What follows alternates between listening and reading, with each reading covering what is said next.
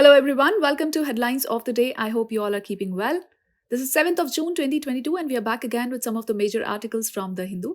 Let's begin our today's discussion from the very first article on page number 1 from GS2 International Relations point of view.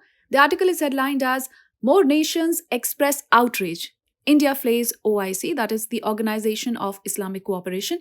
Now this is over its statement condemning the derogatory comments that was made by two BJP leaders recently. So from this article, you have to know about the Organization of Islamic Cooperation, that is OIC, its members and objectives, and why global outrage continues over BJP leaders' communal remarks, and what is the possible scenario ahead. Moving further on page number 1 itself from GS2 Polity and Governance, there's an article about the Jan Samarth portal.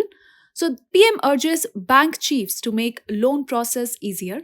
From this article, you have to know what is the Jan Samarth portal, its features and objectives. All right. Moving further on page number 6 from GS2 Polity and Governance, there's an article, an anomaly that goes by the name populism. So from this article, you have to know what is populism. Can populist nationalism be divisive and damage the economic growth of the country?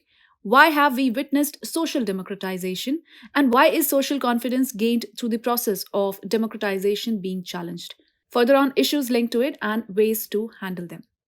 Moving further on page number 6 itself from GS2 International Relations, there's an article about BIMSTEC, a silver moment to propel a Bay of Bengal dream. After 25 years, BIMSTEC can do much better as a grouping, addressing shortcomings in trade and connectivity. So from this article, you have to know what is the Bay of Bengal Initiative for Multi-Sectoral Technical and Economic Cooperation, that is BIMSTEC, its objectives, key achievements, shortcomings, trade and connectivity, new tensions and opportunities, and what is the possible scenario ahead. All right, moving further on page number 7 from GS2 Polity and Governance, there's an article that is written by Mr. R.K. Vich. The article is headlined as Taking Steps to Ensure Sex Workers' Right. So the various ambiguities and inconsistencies in the laws applicable to sex work need to be removed, says this article. So from this article, you have to know about the recent directions of Supreme Court for sex workers and why is it needed, wider implications of the move, what are the various ambiguities and inconsistencies in the laws applicable to sex work, and what steps need to be taken to address the existing issues. Moving further on page number 8 from GS2 Polity and Governance, there's an article about the Surrogacy Act.